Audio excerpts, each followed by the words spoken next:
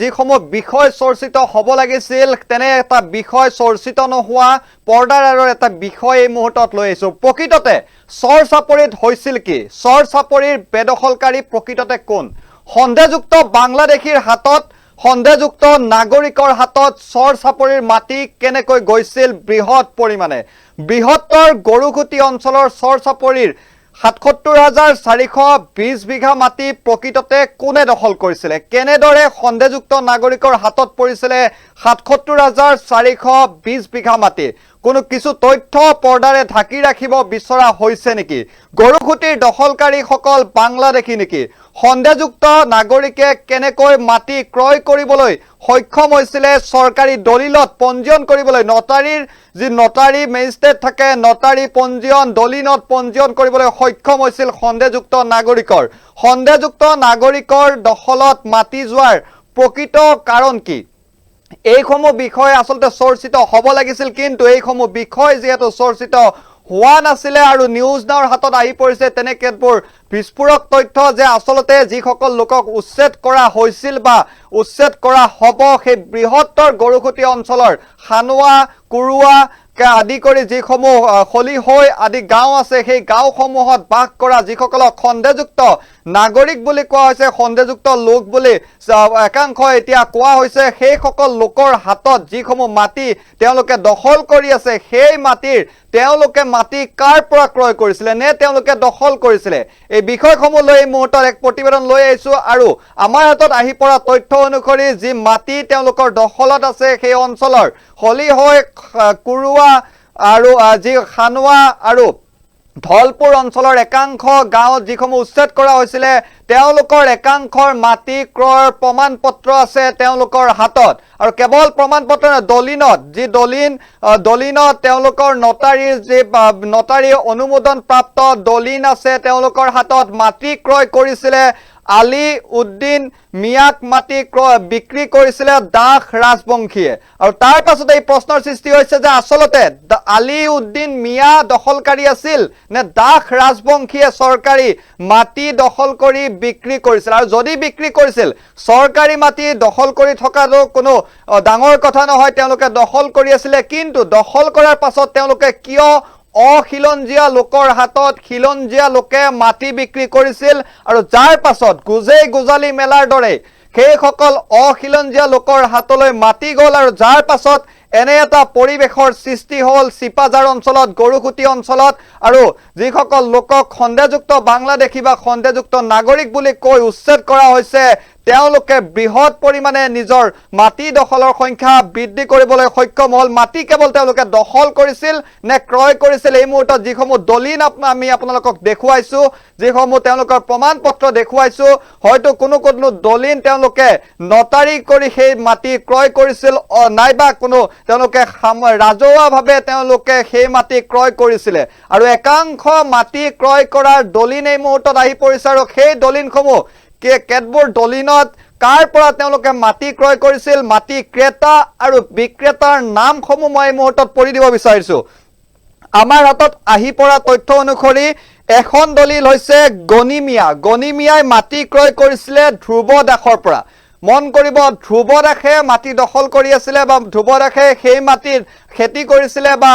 ধ্ৰুৱ দাসৰ দখলত আছিলে সেই মাটি, আৰু তাৰ পাছত গণিমিয়াৰ হাতত বিক্ৰী কৰা হৈছিলে তেওঁৰ সেই অঞ্চলৰ মাটি। ইয়াৰ উপৰি সত্য ৰাজবংশীয়ে মাটি বিক্ৰী কৰিছিলে খলিহৈ গাঁৱৰ জাবেদ আলী নামৰ এগৰাকী ব্যক্তিৰ ওচৰত। জাবেদ আলীৰ ওচৰত মাটি বিক্ৰী কৰিছিলে সত্য ৰাজবংশীয়ে। ইউসা আলী নামৰ আন এগৰাকী ব্যক্তিয়ে মাটি বিক্ৰী কৰিছিলে ৰফিক আলী নামৰ এগৰাকী ব্যক্তিক। প্ৰহ্লাদ দাস নামৰ এগৰাকী ব্যক্তিয়ে মাটি বিক্ৰী কৰিছিলে আবুল হুছেইন নামৰ বৰ্তমান সন্দেহযুক্ত বুলি কোৱা এগৰাকী ব্যক্তিৰ হাতত মাটি বিক্ৰী কৰিছিলে এই প্ৰহ্লাদ দাস নামৰ এগৰাকী ব্যক্তিয়ে। ভবেন ৰাজবংশী নামৰ খলিহৈ গাঁৱৰ তেওঁৰ দখলত থকা মাটি বিক্ৰী কৰিছিলে আবু চাম আলী নামৰ এগৰাকী ব্যক্তিৰ ওচৰত। বাপন দাস নামৰ এগৰাকী ব্যক্তিয়ে আন এগৰাকী গণি মিয়া নামৰ এগৰাকী ব্যক্তিৰ ওচৰত মাটি বিক্ৰী কৰিছিলে। ৰাজেন ৰাজবংশী নামৰ এগৰাকী ব্যক্তিয়ে চাবুল উদ্দিন নামৰ এগৰাকী ব্যক্তিৰ ওচৰত মাটি বিক্ৰী কৰিছিলে। লাখ লাখ টকা লৈ তেওঁলোকে মাটি বিক্ৰী কৰিছিলে সেই চৰ চাপৰি অঞ্চলৰ যিসমূহ চৰকাৰী মাটি দখল কৰি আছিলে সেই মাটি যিসকলক খণ্ডযুক্ত নাগৰিক বুলি কোৱা হয় তেওঁলোকৰ ওচৰত বিক্ৰী কৰিছিলে এইসকল দাস ৰাজবংশী অথবা খিলঞ্জীয়া মুছলমান লোকে তেওঁলোকৰ দখলত থকা মাটি অখিলঞ্জীয়া লোকৰ ওচৰত বিক্ৰী কৰিছিলে গৰুখুটি বৃহত্তৰ গৰুখুটি অঞ্চলত আৰু বৃহত্তৰ গৰুখুটি অঞ্চলত যেহেতু খিলঞ্জীয়া হিন্দু লোকৰ লগতে মুছলমান লোকো বৃহৎ পৰিমাণে বাস কৰে বিশেষকৈ খানুৱা সাতখলি অঞ্চলত যেহেতু বৃহৎ পৰিমাণে খিলঞ্জীয়া মুছলমান লোকো বাস কৰে সেই সকল লোকে মুছলমানে হওক অথবা হিন্দুৱে হওক খিলঞ্জীয়া লোকৰ দখলত থকা মাটি এই সকল অখিলঞ্জীয়া লোকৰ ওচৰত বিক্ৰী কৰা হৈছিল বহু পূৰ্বে লাখ লাখ টকাৰ বিনিময়ত মাটি বিক্ৰী কৰা হৈছিল আৰু তাৰ পাছত যিসমূহ মাটি বিক্ৰী কৰা হৈছিল সেইসমূহ দখল কৰা বুলি এতিয়া বেদখল মুক্ত কৰা হৈছে আৰু তাৰ পাছত এই প্ৰশ্নৰ সৃষ্টি হৈছে প্ৰকৃততে চৰ চাপৰিৰ বেদখলকাৰী কোন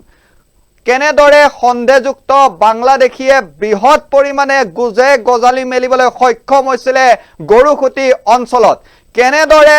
নটাৰী মেজিষ্ট্ৰেটত যদিহে সন্দেহযুক্ত নাগৰিক হয় কেইবাটাও প্ৰশ্ন আছে ইয়াতে প্ৰথম প্ৰশ্ন যে গৰুখুটি অঞ্চলত কেনেদৰে আসলতে কোনে মাটি দখল কৰিছিল আৰু সেই মাটি কাৰ ওচৰত বিক্ৰী কৰা হৈছিল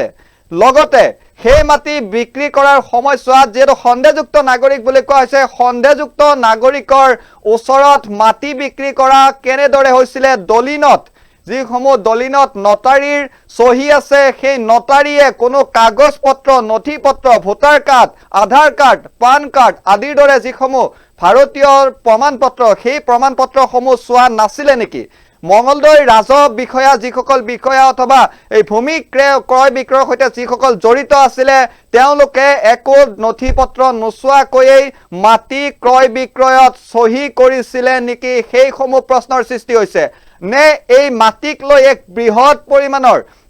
বৃহৎ সিন্ডিকেট চলিছিল তাক লৈ প্ৰশ্নৰ সৃষ্টি হৈছে আৰু এই প্ৰশ্নসমূহ শেহতীয়াকৈ সেই অঞ্চলত বাস কৰা 2018 চনত যে খবৰ সেই খবৰ অনুসৰি 2018 চনত যেতিয়া পোন প্ৰথমবাৰৰ বাবে গৰুখুটি অঞ্চলত উচ্ছেদ কৰা হৈছিল সেই উচ্ছেদত 48 ঘৰ যি লোকৰ উচ্ছেদ কৰা হৈছিল তাৰে অধিকাংশ লোকে মাটি ক্ৰয় কৰিছিল এনে দাস ৰাজবংশী অথবা খিলঞ্জীয়া মুছলমান আলী হুছেইন উপাধিৰ ব্যক্তিৰ পৰা আৰু তেওঁলোকে কি ভাষ্য প্ৰদান কৰিছে যিসকলে মাটি ক্ৰয় কৰিছিল আৰু তেওঁলোকে বৰ্তমান যিসকলৰ উচ্ছেদৰ সংকাৰ আছে কিছু ভাষ্য আছে সেই ভাষ্য শুনাব বিচাৰিছো অপপ্ৰচাৰ চলি আছে যে শিৱাজাৰৰ চৰ অঞ্চলৰ যিখিনি মানুহ আছে মিয়া সম্প্ৰদায়ৰ বুলি কওঁ যে মিয়া সম্প্ৰদায়ৰ যিখিনি মানুহ আছে এই মানুহখিনিয়ে বোলে খিলঞ্জীয়া নামৰ যিবিলাক মানুহ আছে তেওঁলোকৰ মাটি বেদখল বা কাঢ়ি লৈছে এই কথাটো সম্পূৰ্ণ মিছা এটো এটা অপবাদ আৰু এটো এটা এই কথাটো এটা ষড়যন্ত্ৰমূলকভাৱে কৈ থকা হৈছে কাৰণ শিৱাজাৰ চৰ অঞ্চলত যিখিনি মানুহ আছে এই সম্পূৰ্ণ মানুহে কিন্তু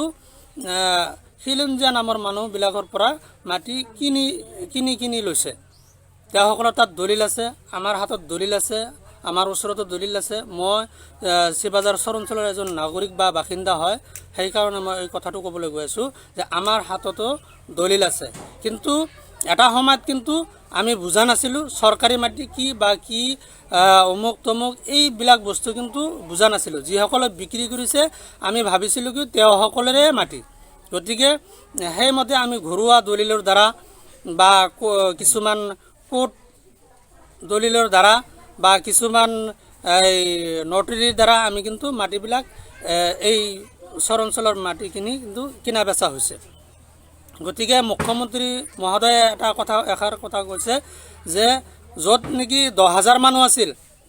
য'ত নেকি 10,000 মানুহ আছিল সেই 10,000 মানুহৰ পৰা 20,000 মানুহ কেনেকা হ'ল মই মুখ্যমন্ত্ৰী মহোদয়ক কথাটো মই ক'ব বিচাৰিছো যে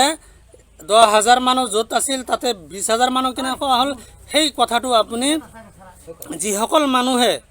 যিসকলক খিলঞ্জীয়া মানুহ বুলি কোৱা হয় যিসকল মানুহে মাটি বিক্ৰী কৰিছে এই সম্প্ৰদায়ৰ ওচৰত মিয়া সম্প্ৰদায়ৰ ওচৰত সেই সকল বিক্ৰী কৰা মানুহবিলাকৰ তাত আপুনি সোধক তেওঁলোকলে গম পাব তেওঁলোকলে ক'ব কাৰণ তেওঁলোকলে মোটা ধনৰ অংকৰ বিনিময় তেওঁলোকলে মাটি এই সকল লোকৰ তাত মাটি বিক্ৰী কৰিছে এওঁসকলৰ তাত তথ্য আছে, দলিল আছে ঘৰুৱাভাৱে, আৰু এইবিলাক কোনো ধৰণৰ চোৰাংভাৱে হোৱা নাই, একদম ৰাজহুৱাভাৱে মাটিবিলাক বিক্ৰী হৈছে। গতিকে যিটো অপবাদ, এই অপবাদটো কিন্তু সম্পূৰ্ণৰূপে মিছা, মই অসমবাসী ৰাইজক কৈ দিছোঁ। দ্বিতীয় কথাটো হ'ল যে এইসমূহ মাটি যেতিয়া বিক্ৰী কৰিছে, এই আমাৰ প্ৰাক্তন এজন সম্পাদক, গোৱালসন্থাৰ সম্পাদক এই মন্তব্য আছিলে সেই অঞ্চলৰ এজন লোকৰ, আৰু তেওঁ দলিল লৈ, হাতত দলিল লৈ সেই মন্তব্য কৰিছে যে আমি মাটি দখল কৰা নাছিলোঁ, আমাৰ ওচৰত খিলঞ্জীয়া লোকে মাটি বেচিছিলে, আমি মাটি ক্ৰয় কৰিছিলোঁ আৰু তাত থাকিবলৈ লৈছিলোঁ। আৰু তাৰ পাছত এতিয়া প্ৰশ্নৰ সৃষ্টি হৈছে, যিসকল লোকে এনেধৰণৰ লোকক বা যিসকলক আজিৰ তাৰিখত সন্দেহযুক্ত বুলি কোৱা হৈছে, সেইসকল লোকৰ ওচৰত খিলঞ্জীয়া লোকসকলে কিয় মাটি বেচিছিলে? আৰু এই বৃহৎ মাটি ক্ৰয় বিক্ৰয়ৰ ক্ষেত্ৰত ৭৭,৪২০ বিঘা মাটি যি উচ্ছেদ কৰাৰ কথা ইতিমধ্যে ঘোষণা কৰা হৈছে চৰকাৰৰ তৰফৰ পৰা, বদ্ধ পৰিপক্ক চৰকাৰ। তেনে প্ৰেক্ষাপটত সেই ভূমি কোনে আচলতে দখল কৰিছিলে আৰু সেই ভূমি কেনেদৰে সন্দেহযুক্ত লোকৰ ওচৰলৈ গ'ল, সন্দেহযুক্ত লোকে কেনেদৰে মাটি ক্ৰয় বিক্ৰয়ৰ নথি পত্ৰ সংগ্ৰহ কৰিবলৈ সক্ষম হ'ল, দলিল তেওঁলোকে কেনেদৰে নটাৰীৰ ওচৰত গৈ সেই দলিলত চহী ল'বলৈ বা তেওঁলোকে ক্ৰয় বিক্ৰয় কৰিবলৈ সক্ষম হ'ল, সেই বিষয়সমূহ প্ৰশ্নৰ সৃষ্টি হৈছে নে যিসমূহ বিষয়া এই মাটি ক্ৰয় বিক্ৰয়ৰ সৈতে জড়িত হৈ আছিলে, বিক্ৰেতাৰ পৰা মাটি ক্ৰেতাৰ নামত পঞ্জীয়ন কৰালৈকে বা যি দলিলত নাম অন্তৰ্ভুক্ত কৰালৈকে, দখলীকৃত দিয়ালৈকে যিসকল বিষয়া জড়িত হৈ আছিলে, তেওঁলোকে কোনো কাগজ পত্ৰ নথি পত্ৰ নোচোৱাকৈ সন্দেহযুক্ত নাগৰিকক মাটি তেওঁলোকে গতাই দিছিলে নেকি, সেইসমূহ বিষয়ত এতিয়া চৰকাৰে তদন্ত কৰিব নে নকৰে, সেয়াও এতিয়া প্ৰশ্নৰ সৃষ্টি হৈছে। মই পুনৰ কৈছোঁ যে এই যে গৰুখুটিৰ ঘটনা সংঘটিত হৈছে, তাৰ পাছতে যিসমূহ বিষয় চৰ্চিত হ'ব লাগিছিলে, বহু বিষয় হয়তো পৰ্দাৰে ঢাকি ৰাখিব বিচৰা হৈছে, বহু বিষয় হয়তো গাপ দিয়াৰ চেষ্টা কৰা হৈছে। তেনে এটা বিষয় হৈছে যে প্ৰকৃততে চৰ চাপৰিৰ সেইসকল লোক ক'ৰ পৰা আহিল, কেনেদৰে গৰুখুটি, ধলপুৰ, খানুৱা, কুৰুৱা আদি অঞ্চলত সেইসকল সন্দেহযুক্ত নাগৰিকে বসতি স্থাপন কৰিবলৈ সক্ষম হ'ল, কেনেদৰে তেওঁলোকে ৭৭,৪২০ বিঘা মাটি দখল কৰিবলৈ সক্ষম হৈছিল। গৰুখুটিৰ দখলকাৰীসকল বাংলাদেশী আছিল নেকি, সন্দেহযুক্ত নাগৰিক আছিল নেকি? যদি সন্দেহযুক্ত নাগৰিক, যদি ভোটাৰ, যদি বাংলাদেশী আছিল, তেনেহ'লে কেনেদৰে দলিলত তেওঁলোকৰ দলিলত যি নাম অন্তৰ্ভুক্ত হোৱাৰ পাছত নটাৰীৰ চহী কৰিছিলে সেই দলিলত, সেইসমূহ বিষয় সন্দেহযুক্ত নাগৰিকৰ দখললৈ মাটি যোৱাৰ প্ৰকৃত কাৰণ কি আছিলে, সেইসমূহ বিষয় কিন্তু এতিয়া অনুধাৱন কৰাৰ বা সেইসমূহ বিষয়ৰ ক্ষেত্ৰতো তদন্ত কৰাৰ সময় আহি পৰিছে। লগতে দাস ৰাজবংশী অথবা খিলঞ্জীয়া আলী আহমেদৰ দৰে যিসকল উপাধিধাৰী ব্যক্তিয়ে কিয় মাটি বিক্ৰী কৰিছিলে বৃহৎ পৰিমাণে সন্দেহযুক্ত নাগৰিকৰ ওচৰত, আৰু তাৰ পাছত সেইসকল দাস ৰাজবংশী অথবা খিলঞ্জীয়া আলী হুছেইনে কিয় তেওঁলোকে নিজে মাটি বিক্ৰী কৰি পৰৱৰ্তী সময়ছোৱাত সেইসকল লোকক উচ্ছেদ কৰাৰ বাবে প্ৰতিবাদ কৰিছিলে, বা তেওঁলোকে কিয় সেইসমূহ বিষয়ত মাটি পুনৰ দখল কৰিবলৈ তেওঁলোকে চেষ্টা কৰিছিলে, সেইসমূহ বিষয়ো কিন্তু পুংখানুপুংখভাৱে অধ্যয়ন কৰাৰ, পুংখানুপুংখভাৱে তদন্ত কৰাৰ প্ৰয়োজন আছে। আৰু এই বিষয়ত যি প্ৰতিবেদন, এই প্ৰতিবেদন আপোনালোকৰ ওচৰলৈ লৈ গ'লো, আৰু তাৰ পাছত আপোনালোকে এতিয়া নিজেই নিৰ্ধাৰণ কৰক যে চৰ চাপৰি অঞ্চলৰ মাটি সন্দেহযুক্ত নাগৰিকৰ ওচৰত বা বৃহৎ পৰিমাণে পমুৱা যিসকল মুছলমান তেওঁলোকৰ ওচৰত গৈছে,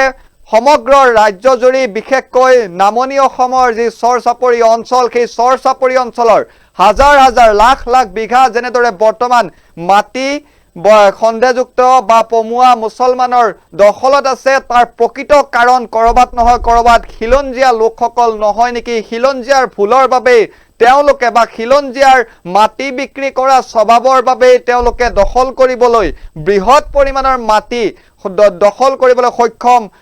হ'ল নেকি? সেই বিষয়সমূহ আজি পুংখানুপুংখভাৱে অধ্যয়ন কৰাৰ প্ৰয়োজন আছে, কিয়নো যিসমূহ দলিল আমাৰ হাতত আহি পৰিছে সেই দলিলসমূহত 9 বিঘা 10 বিঘা এনেদৰে মাটি বিক্ৰী কৰা হৈছে লাখ লাখ টকালৈ। সেই প্ৰশ্নৰ সৈতে এই প্ৰতিবেদনৰ পৰা বিদায় মাগিলো। ধন্যবাদ, আপোনালোকে চাই আছিলে নিউজ নাও।